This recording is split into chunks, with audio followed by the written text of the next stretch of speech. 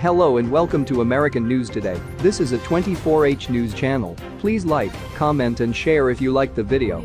Thanks very much. Republican went off on Trump. This is the most inept response to a crisis ever. President Donald Trump may have most Republicans kissing his aid during this pandemic, but there are several who know better, including former GOP strategist Steve Schmidt. Trump's decisions before this pandemic struck our nation and afterward have only made things worse, as 1.1 million Americans have been infected with the coronavirus and the death toll stands at more than 67,000. It's a catastrophe, yet Trump continues to want to reopen the country and relax social distancing measures, even though the virus is still spreading uncontrollably in many states, especially red states. Many Republicans claim that Trump has responded perfectly to the crisis and agree with his plan for reopening. Schmidt, however, most certainly disagrees with those sycophantic assessments. During an appearance on MSNBC, he delivered an epic rant tearing apart Trump's ineptitude.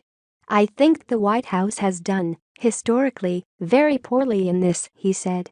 "This is one of the most significant crises in American history.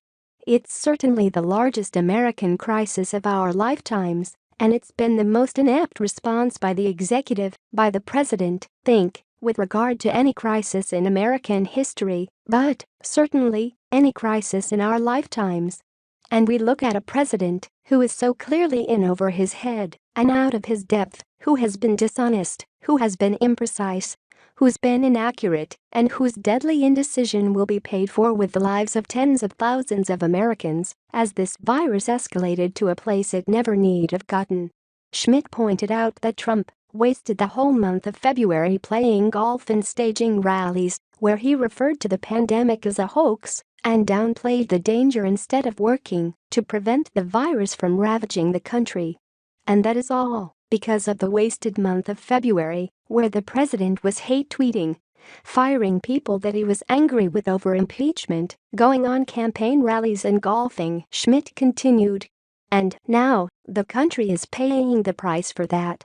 We should be careful to understand that when the same guy says, "Well, it'll be back in September, but we'll make it go away really quick," is the same guy, when there were 15 cases in the country, said, "Soon, it would be gone to zero, and it would disappear like magic."